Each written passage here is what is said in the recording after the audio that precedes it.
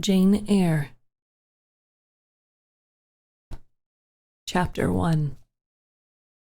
There was no possibility of taking a walk that day.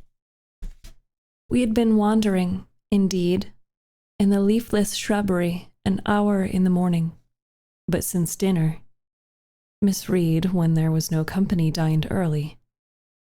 The cold winter wind had brought with it clouds of sombre, and a rain so penetrating that further outdoor exercise was now out of the question. I was glad of it. I never liked long walks, especially on chilly afternoons. Dreadful to me was the coming home in the raw twilight, with nipped fingers and toes, and a heart saddened by the chidings of Bessie the nurse, and humbled by the consciousness of my physical inferiority to Eliza, John, and Georgiana Reed. The said Eliza, John, and Georgiana were now clustered round their mamma in the drawing-room. She lay reclined on a sofa by the fireside, and with her darlings about her, for the time neither quarreling nor crying, looked perfectly happy. Looked perfectly happy. Me, she had dispensed from joining the group, saying she regretted to be under the necessity of keeping me at a distance, but that until she heard from Bessie and could discover by her own observation that I was endearing, that I was endeavoring in good earnest to acquire a more sociable and childlike disposition, a more attractive and springly manner, she must exclude me from the privileges intended only for contented, happy little children. "What does Bessie say I've done?" I ask. "Jane, I don't like cavils or questioners. Besides, there is something truly forbidding in a child taking up her elders in that manner. Be seated somewhere, and until you can speak pleasantly, remain silent." A small breakfast room adjoined the drawing room. I slipped in there. It contained a bookcase. I soon possessed myself of a volume, taking care that it should be one stored with pictures. I mounted into the window seat, gathering up my feet.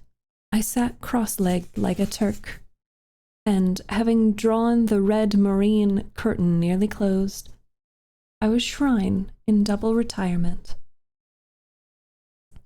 Folds of scarlet drapery shut in my view to the right hand. To the left were the clear panes of glass, protecting but not separating me from the drear November day. At intervals, while turning over the leaves of my book, I studied the aspect of that winter afternoon.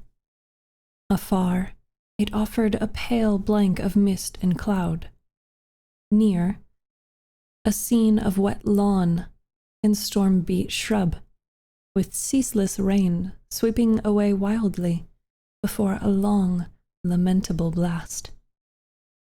I returned to my book, Bewick's History of British Birds. The letterpress thereof I cared little for, generally speaking, and yet there was certain introductory pages that, child as I was, I could not pass quite as a blank. They were those which treat the haunts of seafowl, the solitary rocks and promontories, by them only inhabited, of the coast of Norway, studded with isles from its southern extremity, the Lindeness or Naze, to the North Cape, where the northern ocean in vast whirls boils round the naked melancholy isles of farthest Thule, and the Atlantic surge pours in among the stormy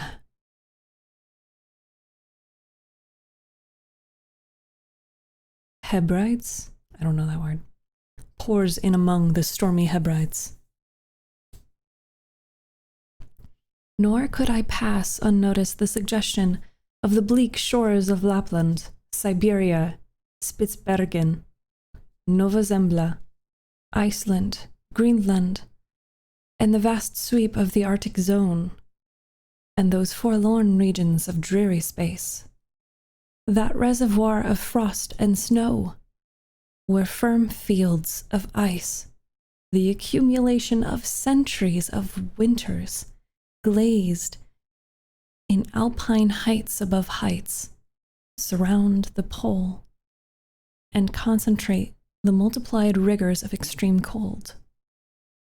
Of these death-white realms I formed an idea of my own, shadowy, like all the half-comprehended notions that float dim through children's brains, but strangely impressive. The words in these introductory pages connected themselves with the succeeding vignettes and gave significance to the rock standing up alone in a sea of billow and spray, to the broken boat stranded on a desolate coast, to the cold and ghastly moon glancing through bars of cloud at a wreck just sinking. I cannot tell what sentiment haunted the quite solid.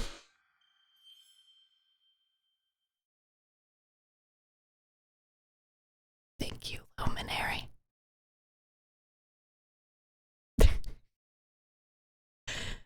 That scared me.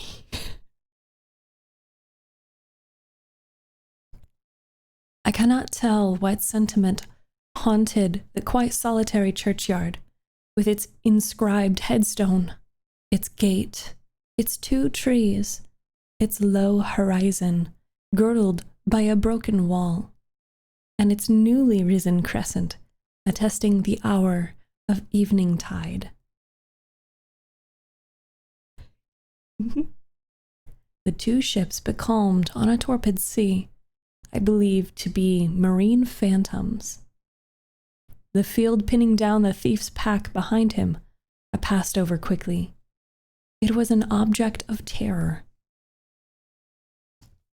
So was the black-horned thing seated aloof a rock, surveying a distant crowd of surrounding a gallows. Each picture told a story, mysterious, often to my undeveloped understanding and imperfect feelings, yet never profoundly interesting. As interesting as the tales Bessie sometimes narrated on winter evenings, when she chanced to be in good humor, and when, having brought her ironing table to the nursery hearth, she allowed us to sit about it, and while she got up Mrs. Reed's lace frills and crimped her nightcap borders, fed our eager attention with passages of love and adventure taken from old fairy tales and other ballads. Or, as at a later period I discovered, from the pages of Pamela and Henry, Earl of Morland. With Bewick on my knee, I was happy at least in my way. I feared nothing but interruption, and that came too soon. The breakfast door opened. "Bah, Madam Mope!" cried the voice of John Reed. Then he paused as he found the room apparently empty. "Where the dickens is she?" he continued. "Lily, Gregory," he called to his sisters. "Joan is not here. Tell Mamma she's run out into the rain, bad animal." It is well I drew the curtain, I thought, and I wished fervently that he might not discover my hiding place, nor would John Reed have found it out himself. He was not quick either of vision or conception. But Eliza just put her head in the door and said at once, "She is in the window seat, to be sure, Jack." And I came out immediately, for I trembled at the idea of being dragged forth by the said Jack. "What do you want?" I asked, with awkward diffidence.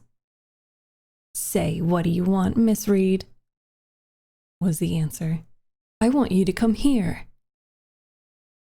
And seating himself in an armchair, he intimated a gesture that I was to approach and stand before him. John Reed was a schoolboy of 14 years old, 4 years older than I. For I was but 10. Large and stout for his age, with a dingy and unwholesome skin, thick lineaments in a spacious visage, heavy limbs, and large extremities. He gorged himself habitually at the table, which made him bilious, and gave him a dim, bleared eye and flabby cheeks. He ought now to have been at school, but his mamma had taken him home for a month or two on account of his delicate health. Mr. Miles, the master, affirmed that he would do very well if he had fewer cakes and sweetmeats instead sent him from home. But the mother's heart turned from an opinion so harsh, and inclined rather to the more refined idea that John's sallowness was owing to over-application and perhaps to pining after home. To pining after home, sorry. John had not much affection for his mother or his sisters, and an antipathy for me. He bullied me and punished me, not 2 or 3 times in a week, nor once or twice in a day, but continually. Every nerve I had feared him, and every morsel of my flesh on my bones shrank when he came near. There were moments when I was bewildered by the terror he inspired, because I had no appeal whatever against either his menaces or his inflections. The servants did not like to offend their young master by taking my part against him, and Miss Reed was blind and deaf on the subject. She never saw him strike or heard him abuse me, though he did both now and then in her very presence. More frequently, however, behind her back. Habitually obedient to John, I came up to his chair. He spent some 3 minutes in thrusting out his tongue at me as far as he could without damaging the roots. I knew he would soon strike, and while dreading the blow, I mused on the disgusting and ugly appearance of him who would presently deal it. I wonder if he read that notion in my face, for, all at once, without speaking, he struck suddenly and strongly. I tottered, and on regaining my equilibrium, retired back a step or 2 from his chair. "That is for your impudence in answering Mamma a while since," said he, "and for your sneaking away of getting behind curtains, and for that look you had in your eyes 2 minutes since, you rat." Accustomed to John Reed's abuse, I never had an idea of replying to it. My care was how to endure the blow, which would certainly follow the insult. "What were you doing behind the curtain?" he asked. "I was reading." "Shoo the book." I returned to the window and fetched it thence. "You have no business to take our books. You are a dependent, Mamma says. You have no money, and your father left you none. You ought to beg, and not to live here with gentlemen's children like us."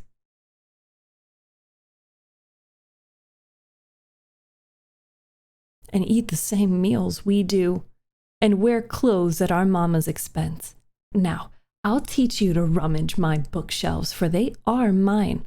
All the house belongs to me, or will do in a few years. Go and stand by the door, out of the way of the mirror and the windows."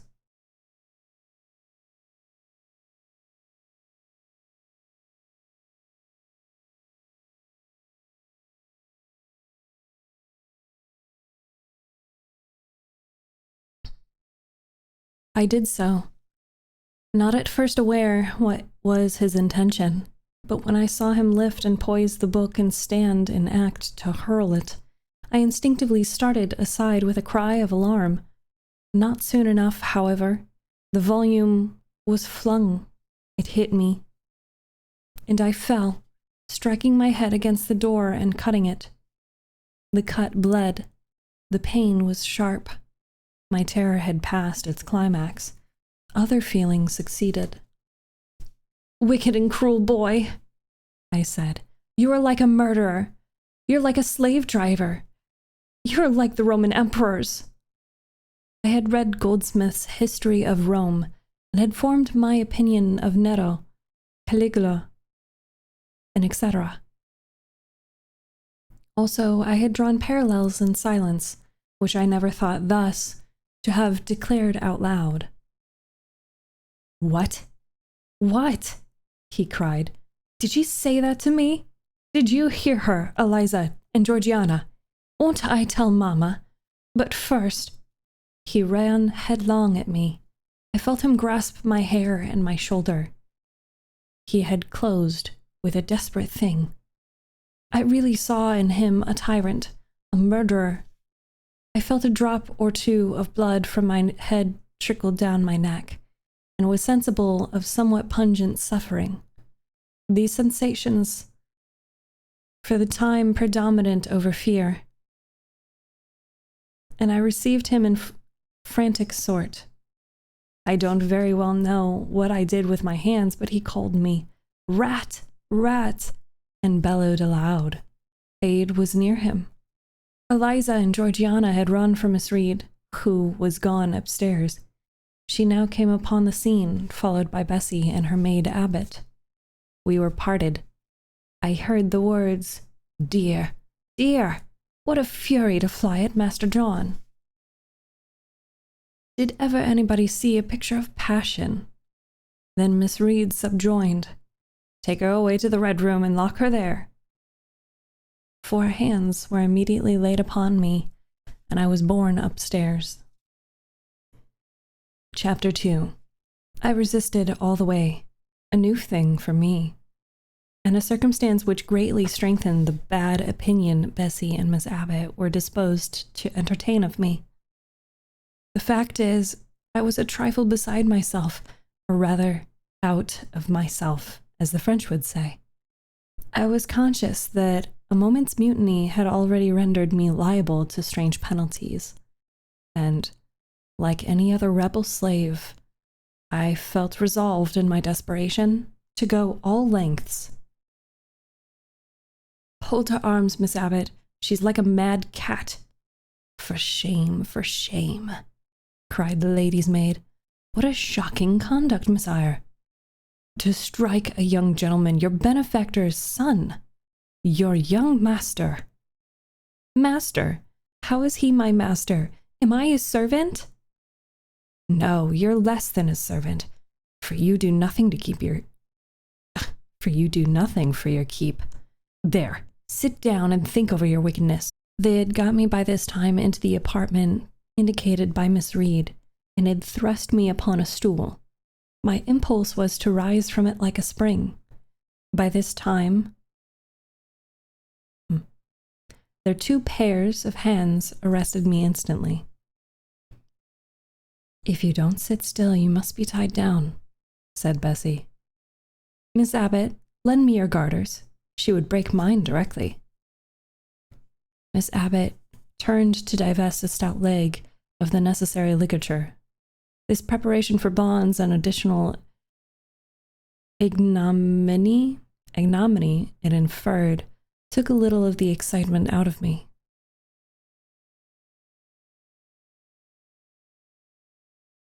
"Don't take them off," I cried. "I will not stir." In guarantee whereof, I attached myself to the seat by my hands. "Mind you don't," said Bessie. And when she had ascertained that I was really subsiding, she loosened her hold of me. Then she and Miss Abbott stood with folded arms, looking darkly and doubtfully on my face, as incredulous of my sanity. "She never did so before," at last said Bessie, turning to Abigail. "But it was always in her," was the reply. "I've told Mrs. often my opinion about the child, and Mrs. agreed with me. She's an underhand little thing. I never saw a girl of her age with so much cover." Bessie answered not, but ere long, addressing me, she said, "You ought to be aware, miss, that you are under obligations to Miss Reed. She keeps you. If she were to turn you off, you would have to go to the poorhouse." I had nothing to say to these words. They were not new to me. My very first recollections of existence included hints of the same kind. This reproach of my dependence had become a vague sing-song in my ear, very painful and crushing, but only half intelligible. Miss Abbott joined in. "And you ought not to think of yourself on an equality with the Mrs. Reed or Master Reed, because Mrs. kindly allows you to be brought up with them. They will have a great deal of money, and you will have none. It is your place to be humble, and to try to make yourself agreeable to them." "What we tell you is for your own good," added Bessie in no harsh voice. "You should try to be useful and pleasant. Then perhaps you would have a home here. But if you become passionate and rude, Mrs. will send you away, I'm sure." "Besides," said Miss Abbott, "God will punish her. He might strike her dead in the midst of her tantrums. And then where would she go? Come, Bessie, we will leave her. I wouldn't have her heart for anything. Say your prayers, Miss Eyre, when you are by yourself. For if you don't repent, something bad might be permitted to come down the chimney and fetch you right away." They went, shutting the door and locking it behind them. The Red Room was a square chamber, very seldom slept in. I might say never, indeed, unless when a chance influx of visitors at Gateshead Hall rendered it necessary to turn to account all the accommodation it contained. Yet it was one of the largest and stateliest chambers in the mansion. A bed supported on massive pillars of mahogany, hung with curtains of deep red damask, stood out like a tabernacle in the center. The two large windows with their blinds always drawn down were half shrouded in festoons and falls of similar drapery. The carpet was red. The table at the foot of the bed was covered with a crimson cloth. Walls were a soft fawn color with a blush of pink in it. The wardrobe, the toilet table, the chairs were of darkly polished old mahogany. Out of these deep surrounding shades rose high and glared white the piled-up mattresses and pillows of the bed, spread with a snowy Marseille counterpane. Scarcely less prominent was an ample cushioned easy chair near the head of the bed, also white, with a footstool before it, and looking, as I thought, like a pale throne. This room was chill, because it seldom had a fire. It was silent, because remote from the nursery and kitchen. Solemn, because it was known to be so seldom entered. The housemaid alone came here on Saturdays to wipe from the mirrors and the furniture's a week's quiet death. And Miss Reed herself, at far intervals, visited it to review the contents of a certain secret drawer in the wardrobe, where were stored divers parchments, her jewel casket, and a miniature of her deceased husband. In those last words lies the secret of the Red Room, the spell which it kept so lonely in spite of its grandeur. Mr. Reed had been dead 9 years, It was in this chamber he breathed his last. Here he lay in state, hence his coffin was borne by the undertaker's men. And since that day, a sense of dreary consecration had guarded it from frequent intrusion. My seat, to which Bessie and the bitter Miss Abbott had left me riveted, was a low ottoman near the marble chimney-piece. The bed rose before me. To my right hand there was a high, dark wardrobe with subdued, broken reflections, varying the gloss of its panels. To my left were the muddled windows, a great looking-glass between them, repeated the vacant majesty of the room and bed. I was not quite sure whether they had locked the door, and I, when I dare move, got up and went to see. Alas, yes, no jail was ever more secure. Returning, I had to cross before the looking-glass and fascinated my glance involuntarily, explored the depth it revealed.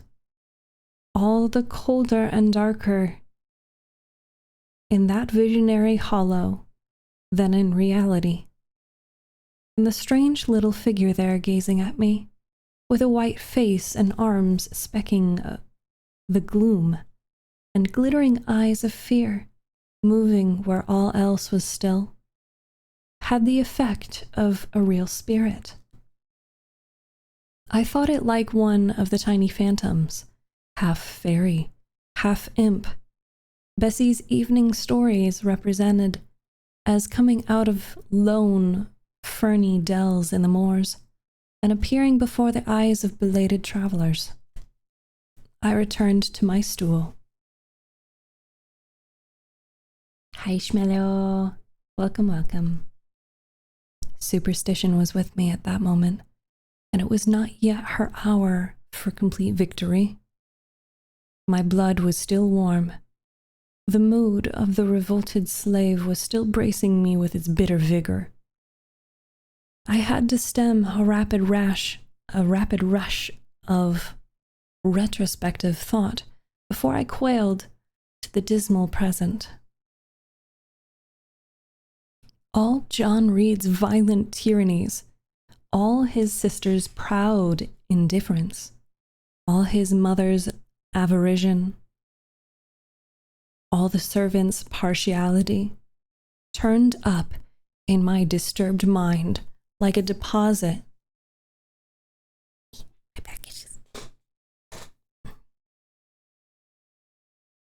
Like a dark deposit in a turbid well. Why was I suffering, always browbeaten, always accused, forever condemned? Why could I never please? Why is it useless to try to win anyone's favor? Eliza, who was headstrong and selfish, was respected. Georgiana, who had a spoiled temper, a very acrid spite, a captious and insolent carriage, was universally indulged.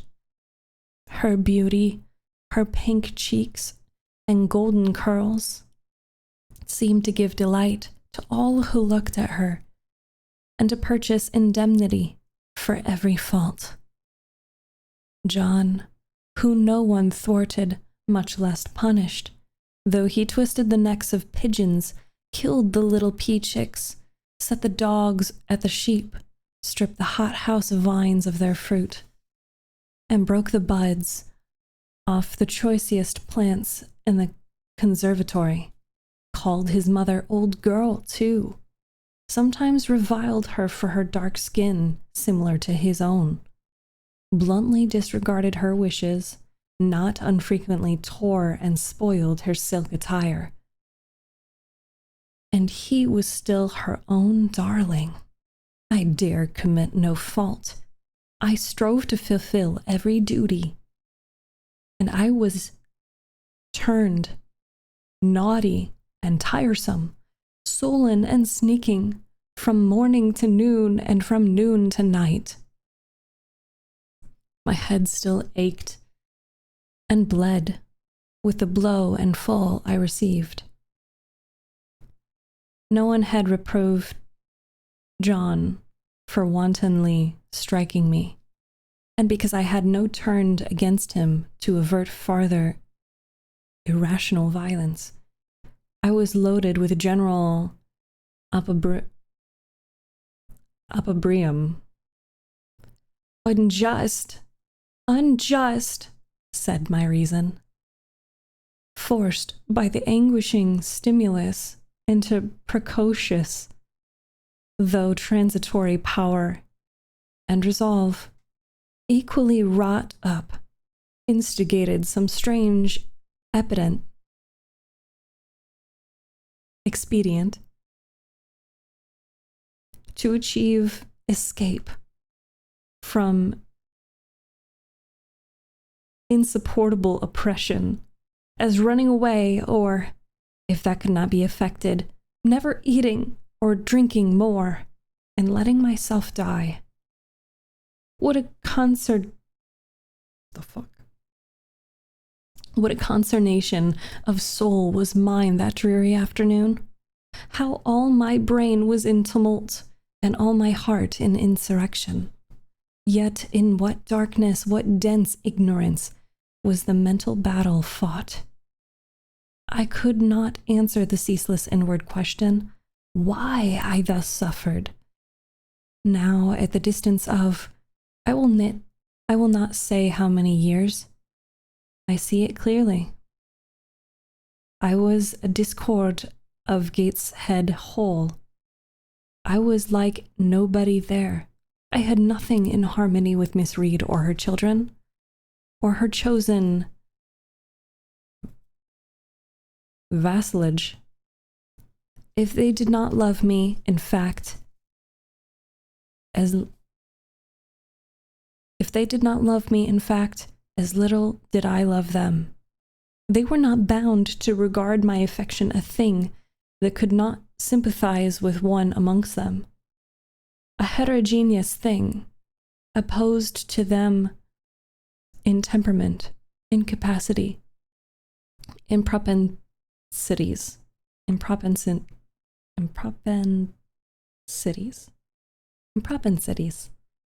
a useless thing, incapable of serving their interest or adding to their pleasure, a noxious thing, cherishing the germs of indignation at their treatment, of contempt of their judgment. I know that I had been a sanguine,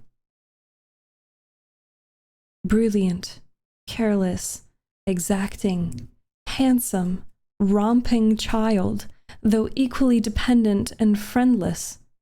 Miss Reed would have endured my presence more complacently. Her children would have entertained me more of the cordiality.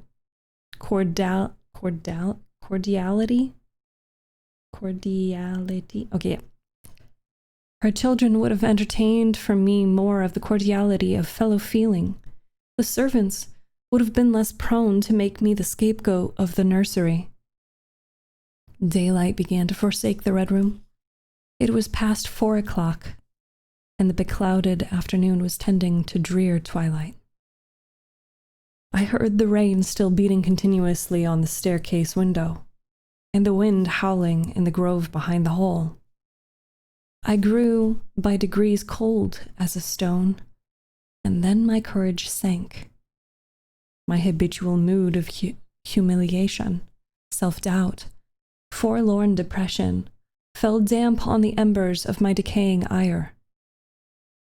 All said I was wicked, and perhaps I might be so.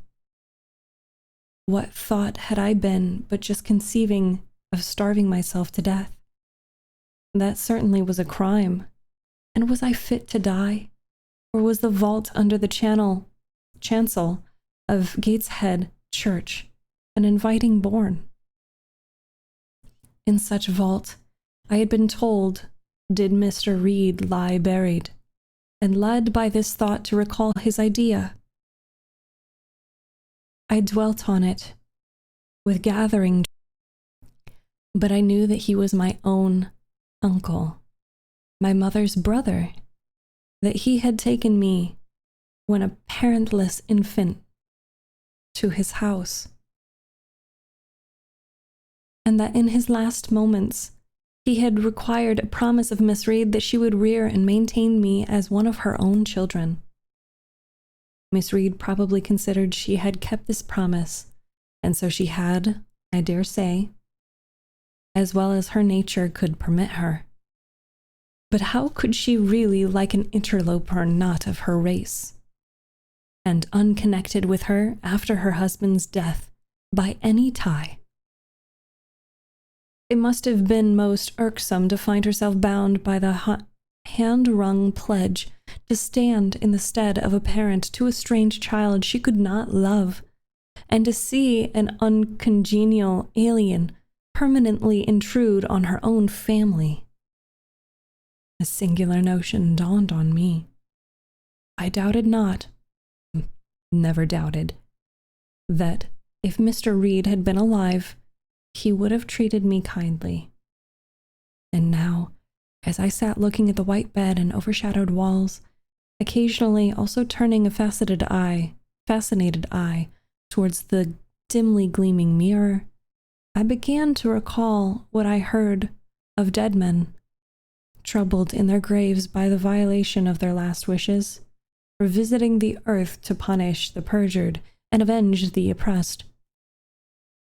I thought Mr. Reed's spirit, harassed by the wrongs of his sister's child, might quit its abode, whether in the church vault or in the unknown world of the departed, and rise before me in this chamber.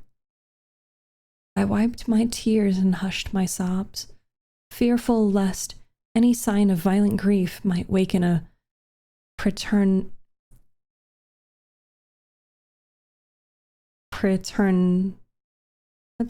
it's like pre and then ter and then natural. Preternatural.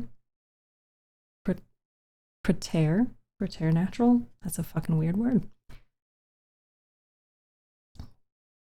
Like, part of me wants to be like, oh, eternal.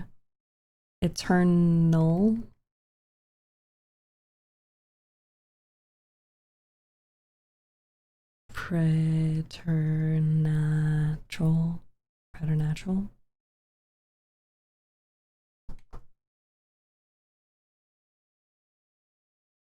Fearful lest any sign of violent grief might waken a preternatural voice to comfort me, or elicit from the gloom some haloed face,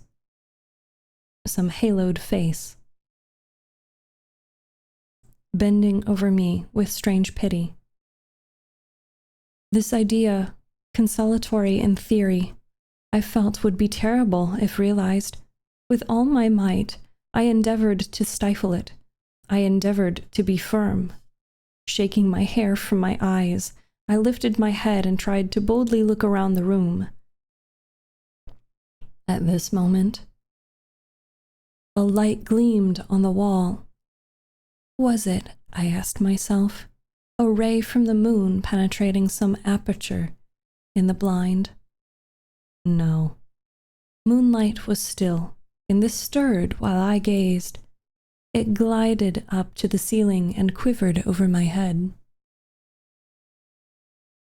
I can now conjecture readily that this streak of light was, in all likelihood, a gleam from a lantern, carried by someone across the lawn.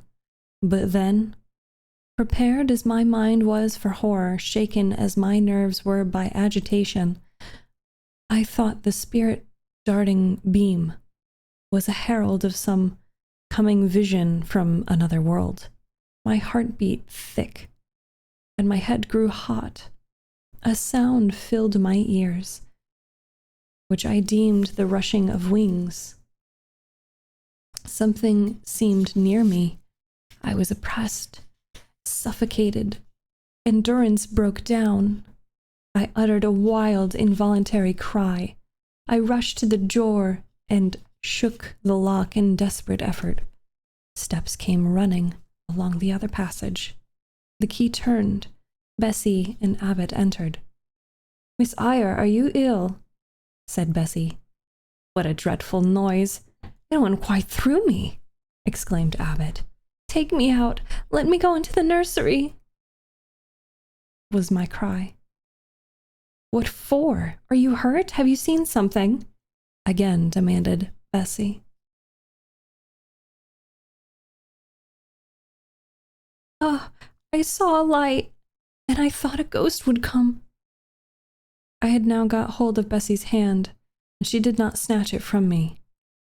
"She screamed out on purpose," declared Abbott in disgust. "And what a scream!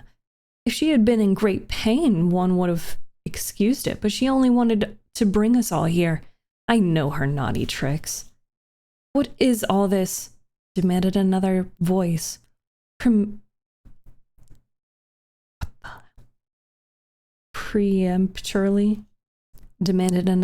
Peremptorily, and Miss Reed came along the corridor, her cap flying wide, her gown rustling stormily. "Abbott, Bessie, I believe I gave orders that Jane Eyre should be left in the Red Room till I come to see her myself." "Miss Jane screamed so loud, ma'am," pleaded Bessie. "Let her go," was the only answer. "Loose Bessie's hand, child. You cannot succeed in getting out by these means, be assured. I abhor artifice, particularly in children. It is my duty to show you that tricks will not answer. You will now stay here an hour longer, and it is only on condition of perfect submission and stillness that I shall liberate you then." "Oh, aunt, have pity. Forgive me. I cannot endure it. Let me be punished in some other way. I shall be killed if—" "Silence. This violence is all most repulsive." And so, no doubt, she felt it. I was a precocious actress in her eyes. She sincerely looked on me as a compound of virulent passions, mean spirit, and dangerous duplicity. Bessie and Abbott have retreated. Miss Reed, impatient of my now frantic anguish and wild sobs, abruptly thrust me back and locked me in, without further parley. I heard her sweeping away, and soon after she was gone. I suppose I had a species of fit, unconscious, closed the scene.